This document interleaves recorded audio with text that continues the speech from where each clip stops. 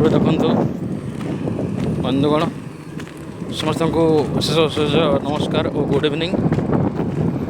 ଏବେ ଆମେ ଦେଖୁଛେ ସେଇ ଯେଉଁ କ୍ରସର ମେସିନ୍ଟା ସେଠି ଯେଉଁ ବାହାରୁଛି କ୍ରସର ଗୁଣ୍ଡ ବାହାରୁଛି, ଧୂଆଁ ବାହାରୁଛି, ହେଲା କି ସେଇଟା କେମିତି ଚାଲୁଛି ମୁଁ କହିଦେଉଛି। ଗୋଟେ ଦୂରରୁ ସେ ପାଖକୁ ଯାଉନାହିଁ। ମାନେ ସେ ଯେଉଁ ପ୍ରଥମେ ଦେଖିବେ ଗୋଟେ ମେସିନ୍ ଲାଗିଛି, ସେ ଯେଉଁ ଗଛ ଲେଫ୍ଟ ସାଇଡ଼୍ ଗୋଟେ ମେସିନ୍ ଆଗରେ ଯେଉଁ ଜେସିବି ଥୁଆ ହେଇଛି, ଗୋଟେ ଜୁମ୍ କରି ଦେଖାଇ ଦେଉଛି। ଭଲି ଦେଖନ୍ତୁ ଫାଷ୍ଟ ଯେଉଁ ବ୍ଲୁ କଲର୍ ମେସିନ୍ଟା ଅଛି ଏଇଟା କ'ଣ ହେଉଛି, ପଥର ଆସିକି ପଡ଼ୁଛି। ପଥର ପଡ଼ିଲା ପରେ ସେ କ'ଣ କରୁଛି, ପଥରକୁ ଖଣ୍ଡ ଖଣ୍ଡ କରିକି ଆର ମେସିନ୍ ପକାଇ ଦେଉଛି। ଆଉ ଆର ମେସିନ୍ରେ ଗ୍ରାଇଣ୍ଡର ଭଳିଆ ମେସିନ୍ ଲାଗିଛି। ଆଉ ସେ କ'ଣ କରୁଛି, ଯେଉଁ ଗଛ ରାଇଟ୍ ସାଇଡ଼୍ ଯେଉଁ ମେସିନ୍ଟା ଅଛି, ଧୂଳି ଭିତରେ ଏଟା ପ୍ରାୟ ଜଣାପଡ଼ୁନି ସେ ମେସିନ୍ଟା। ଏଇଟା ଦେଖିପାରିଲେ ଏଇ ମେସିନ୍ଟା ଧୂଳି ଜଣାପଡ଼ୁନି ହେଲା। ସେଇ ମେସିନ୍ରେ କ'ଣ ହେଉଛି, ମାନେ ସାଇଜ୍ ମରା ହେଉଛି। ଦେଖିବେ ଗୋଟେ ବ୍ଲୁ କଲର୍ ଲାଇଟ୍ ଗୋଟେ କ'ଣ ମାର୍କ କରିପାରୁଥିବେ,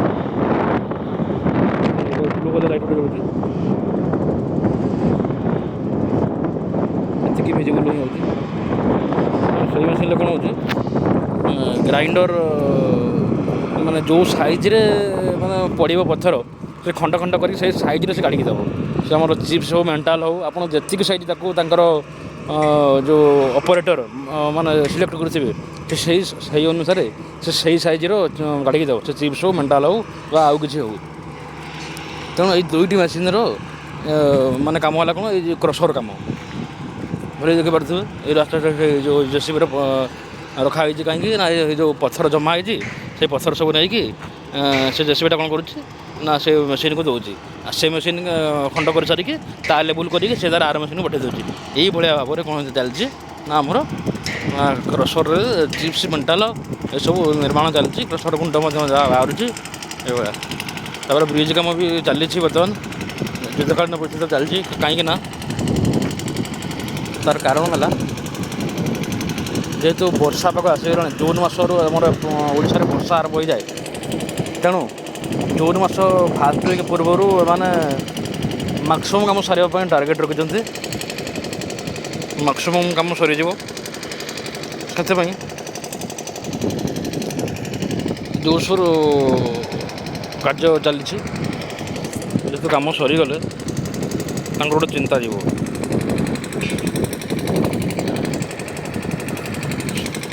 ଦେଖନ୍ତୁ ସେଇ ଯେଉଁ ଟ୍ରେନ୍ ଆବାର ସେଇଠି ସବୁ ରହିକି ସେମାନେ କାମ କରୁଛନ୍ତି।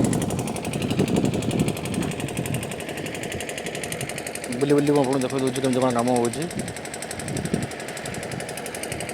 ଦେଖିପାରୁଥିବେ ବ୍ରିଜ୍ଟା, ଟନେଲ୍ ଯିବା ପୂର୍ବରୁ ଏଇ ବ୍ରିଜ୍ଟା ପଡ଼ିବ। ବର୍ତ୍ତମାନ କେଉଁ କାମ ଚାଲିଛି କି, ଏଇ ଯେଉଁ ଗାଡ଼ିଟା ଅଛି, ଗାଡ଼ି ଏ ଯେଉଁ ପାଣି ଜମା ହେଇନି କି, ତଳେ ଯେଉଁ ଦେଖି ଯେଉଁ ପାଣି ସବୁ ଜମା ହେଇଛି, ଏଇ ଗାଡ଼ି କ'ଣ କରୁଛି ନା ପାଣିକୁ ଶୋଷୁଛି, ଶୋଷିକି ନେଉଛି, ମାନେ ପାଣି ଉଠାଉଛି। ଦେଖନ୍ତୁ ସେ ଯେଉଁ ଆଉଟଲେଟ୍ ପାଇପ୍ଟା ବୁଡ଼ା ହେଇଛି, ଆଉ ତାର ଯେଉଁ ମେନ୍ ପାଇପ୍ଟା ଯେଉଁ ଉପରେ ଜଣେ ଧରିକି ଜଣେ ଭାଇ ବସୁଛନ୍ତି, ମାନେ କ'ଣ ତଳୁ ପାଣି ଟାଣିକି ସେ ନେଇକି ସେ ଗାଡ଼ିରେ ଲୋଡ଼୍ କରୁଛି। ପାଣି ୱେଷ୍ଟ କରିବା ଅପେକ୍ଷା ଯାହା ପାଣିଟା କିଛି କାମରେ ଲାଗିଯିବ।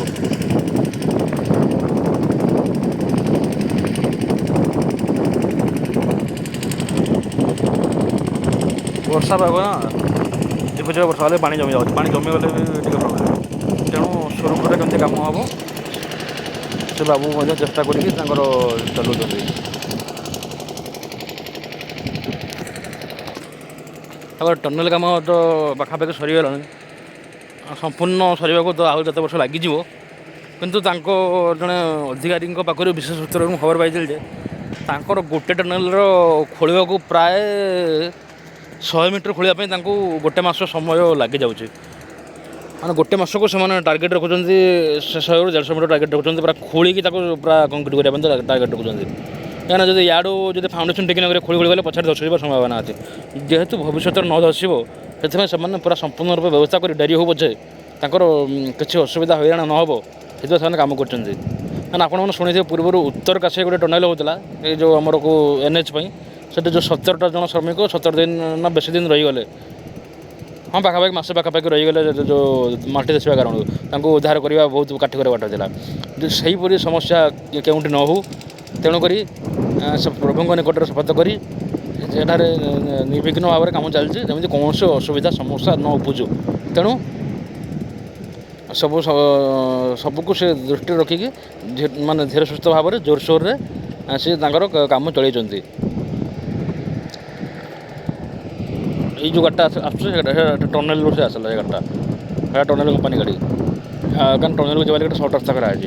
କିନ୍ତୁ ଟ୍ରେନ୍ ଏଇବାଟେ ଯିବ ଯେ, କିନ୍ତୁ ଏଇଟା ବର୍ତ୍ତମାନ ଲେବୁଲିଂ ଚାଲିଛି। ବ୍ରିଜ୍ ସରିଗଲା ପରେ ଫୁଲ୍ ଲେବୁଲିଂ ହେବ।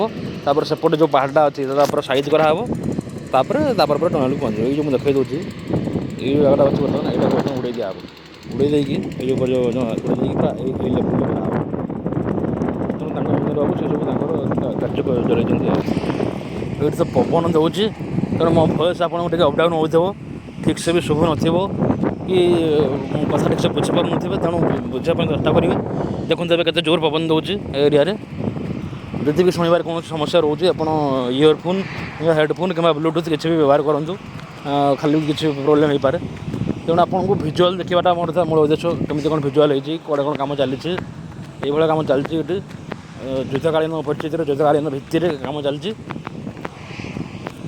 ତାର ଆଗରେ ଡ୍ରେନ୍ କାମ ପାଖାପାଖି 80% ହେଇଗଲାଣି। ଦୁଇ ସାଇଡ଼୍ ଦୁଇଟା ହେଇଗଲାଣି। ଆଉ ମଝିରେ ହେବାର ପ୍ଲାନିଂ ବି ଥିଲା। ତାଙ୍କ ସିଚୁଏସନ୍ ଦେଖିକି ଯାହା କରିବେ। ହେଡ଼୍ଲାଇନ୍ କାମଟା ସମ୍ପୂର୍ଣ୍ଣ ହେଇଗଲେ ମୁଁ ଆଉ ଗୋଟେ ଭିଡ଼ିଓ ନେଇ ଆସିବି। କାରଣ ହେଡ଼୍ଲାଇନ୍ କାମ ପୁରା ଅଧାରୁ ଅଧିକ କାମ ସରିଛି। ଆଗରେ ଦେଖୁଥିବ ଯେଉଁ ଲୋକମାନେ ଆସୁଛନ୍ତି ସେଇ ଦୁଇ ସାଇଡ଼୍ରେ ଡ୍ରେନ୍ ହେଉଛି। ପୁରା ସମ୍ପୂର୍ଣ୍ଣ ଶେଷ ହେଇଯାଉ। ଶେଷ ହେଇଗଲେ ମୁଁ ଆପଣଙ୍କୁ ନିଶ୍ଚୟ ଆର ଡ୍ରେନ୍ କେମିତି ହେଲା, କ'ଣ ହେଲା, ତା ଡିଟେଲ୍ସ ଭିଡ଼ିଓ କରିଦେବି। ଆଉ ଆର ଯେଉଁ NH ଯେଉଁ ଆମର 57 NH 57 ତା ଅପୋଜିଟ୍ ସାଇଡ଼୍ରେ ବି ସେପଟେ କାମ ଚାଲିଛି। ସେପଟେ କ'ଣ କାମ ଅଛି ତାକୁ ମଧ୍ୟ ମୁଁ ଆପଣଙ୍କୁ ଦେଖାଇଦେବି। ଏତେବେଳେ କିଛି ଭାବିବାର ନାହିଁ।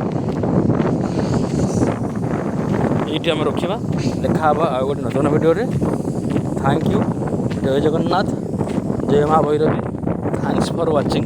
ମୋ ଭିଡ଼ିଓକୁ ଦେଖିଥିବାରୁ ଅଶେଷ ଧନ୍ୟବାଦ। ଏ ଭିଡ଼ିଓଟି ଆପଣ ଆପଣଙ୍କ ପରିଜନ ନିଅନ୍ତି ସମସ୍ତଙ୍କ ପାଖକୁ ସେୟାର କରିଦିଅନ୍ତୁ, ଯାହାଫଳରେ ସମସ୍ତେ ସବୁ ପ୍ରକାରର ଅପଡ଼େଟ୍ ଆଉ ସୂଚନା ପାଇପାରିବେ। ଆଉ ଲାଇକ୍, ସବସ୍କ୍ରାଇବ୍, ସେୟାର ଅଧିକ ମାତ୍ରାରେ କରି ଚାଲନ୍ତୁ, ଯେମିତି ସେ ସମସ୍ତ ସୂଚନା ସବୁ ଲୋକଙ୍କ ପାଖରେ ପହଞ୍ଚି ପାରିବ। Thank you so much. Thank you.